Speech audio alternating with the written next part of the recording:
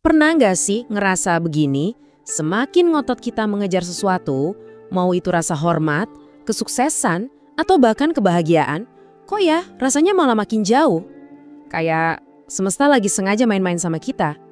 Nah, ini dia pertanyaan yang sering banget bikin kita pusing. Melelahkan ya kan? Kita udah lari sekenceng-kencengnya, tapi garis finishnya kayak ikutan lari juga. Sebenarnya apa sih yang salah di sini? Metafora ini kena banget. Ini nunjukin langsung ke akar masalahnya. Mungkin masalahnya bukan karena kita kurang keras berusaha, tapi karena cara kita berusaha itu keliru. Mungkin kita terlalu memaksa, genggamannya terlalu kenceng. Oke, coba kita resapi ide ini. Ini bukan berarti kita jadi pasif atau nyerah gitu aja ya. Justru sebaliknya. Ini soal membangun diri kita dari dalam secara aktif. Bayangin deh, kita jadi kayak mercusuar yang berdiri kokoh dan cahayanya terang banget. Nah, kapal-kapal, entah itu peluang, rasa hormat, kebahagiaan, mereka akan datang sendiri, tertarik sama cahaya kita. Yap, semuanya itu dimulai dari dalam diri. Kaum Stoik punya satu prinsip dasar yang luar biasa kuat. Kita harus bisa misahin mana yang bisa kita kendalikan dan mana yang nggak bisa. Yuk, kita lihat lebih dalam. Ini dia, inti kebijaksanaannya namanya dikotomi kendali. Coba bayangin, hidup kita itu punya dua kotak. Kebanyakan dari kita, sayangnya, ngabisin energi di kotak kedua. Cemas soal omongan orang, khawatir sama hasil akhir, semua hal yang sebetulnya di luar kendali kita. Ini resep jitu buat stres dan frustrasi. Kekuatan sejati itu justru datang waktu kita menarik semua fokus kita ke kotak pertama. Pikiran kita, tindakan kita, dan respons kita. Cuma di situ wilayah kekuasaan kita yang sebenarnya. Nah, kutipan dari Epictetus ini ngejelasin semuanya. Sebenarnya bukan macet di jalan yang bikin kita marah, tapi pikiran kita yang bilang, duh, jalanan ini seharusnya nggak macet. Bukan juga kritik dari atasan yang bikin sakit hati, tapi penilaian kita yang mikir, kritik ini artinya gue nggak bagus kerja. Saat kita sadar dan bisa mengendalikan penilaian ini, dunia luar tuh kayak kehilangan kekuatannya buat ngeguncang kita. Menguasai dunia batin itu juga berarti mengendalikan keinginan kita. Zaman sekarang kan dunia ini kayak mesin raksasa yang sengaja dirancang buat bikin kita ngerasa kurang terus. Iklan, media sosial, semuanya seolah-olah bisikin, kamu butuh ini, kamu kurang itu, biar bahagia. Nah, seni merasa cukup ini penawarnya. Ini bukan berarti kita jadi malas dan berhenti berusaha ya, tapi ini soal menemukan kekuatan dan kepuasan dari apa yang udah kita punya sekarang. Wah, ini dalam banget. Kutipan Seneca ini benar-benar ngubah cara kita mandang kekayaan. Ternyata, kaya dan miskin itu bukan cuma soal saldo di rekening, tapi soal kondisi pikiran. Bisa aja kan rekening kita tebel, tapi jiwa kita kayak pengemis, karena selalu ngerasa kurang dan pengen lebih, dan lebih. Oke, setelah kita beresin dunia batin, pertanyaannya terus, gimana cara prakteknya sehari-hari? Gimana cara kita menerjemahkan semua ini ke dalam tindakan nyata? Yuk, kita masuk ke bagian kedua. Analoginya gini deh, mental kita itu kayak pisau. Diasah sama tantangan, dia jadi tajam. Tapi kalau kebanyakan di zona nyaman, ya jadi tumpul. Kaum Stoik sadar banget soal ini. Makanya, mereka nggak nunggu krisis datang buat latihan. Justru mereka sengaja berlatih dengan ketidaknyamanan kecil setiap harinya. Ini bukan buat nyiksa diri loh, anggap aja ini kayak vaksinasi mental.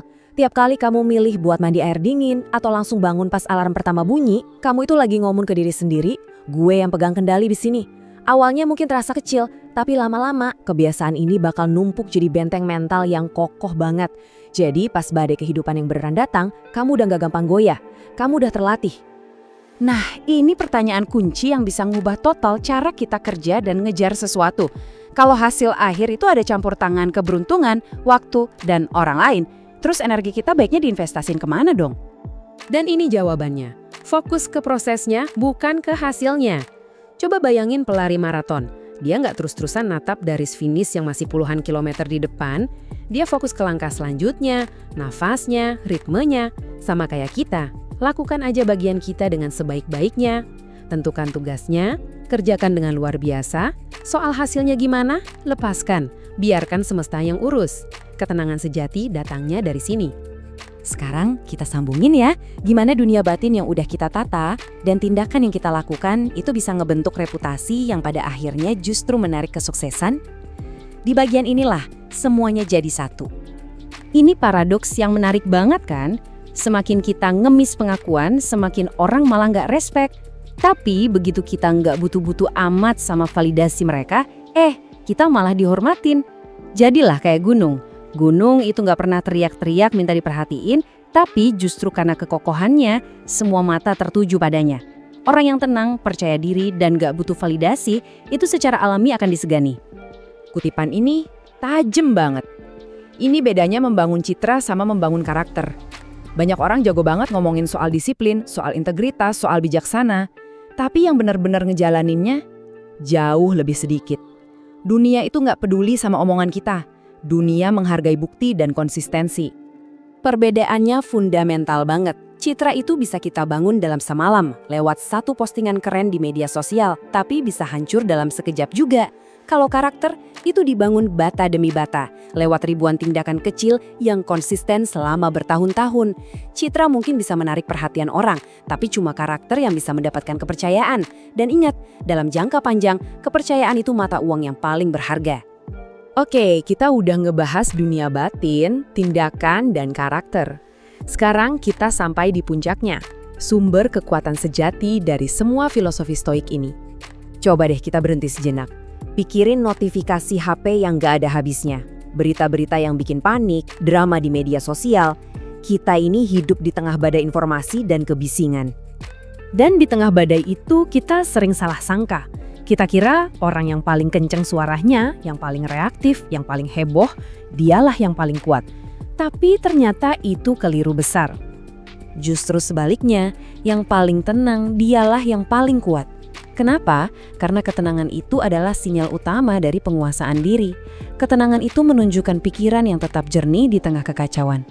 Coba deh perhatiin, di ruang rapat yang lagi tegang atau pas ada krisis keluarga, mata kita pasti secara alami tertuju pada satu orang yang paling tenang di ruangan itu. Dan kutipan dari Seneca ini menyimpulkan semuanya dengan sempurna. Kekuatan sejati itu bukan soal menguasai orang lain, jabatan, atau harta. Semua itu bisa hilang dalam sekejap. Kekuatan sejati itu adalah penguasaan atas diri sendiri. Dan itu adalah sesuatu yang tidak akan pernah bisa direbut oleh siapapun dari kamu. Jadi, ini dia rangkumannya. 7 aturan praktis untuk berhenti mengejar dan mulai menjadi magnet yang menarik hal-hal baik. Ini bukan sihir ya, ini soal membangun bentang internal yang kokoh, selangkah demi selangkah, satu kebiasaan pada satu waktu. Pada akhirnya, semuanya kembali ke sini. Kekuatan super kamu itu terletak di jeda kecil antara apa yang terjadi padamu dan bagaimana kamu meresponsnya. Di jeda itulah letak kebebasan sejati. Jadi pertanyaan untuk kamu hari ini adalah, kekuatan itu akan kamu gunakan?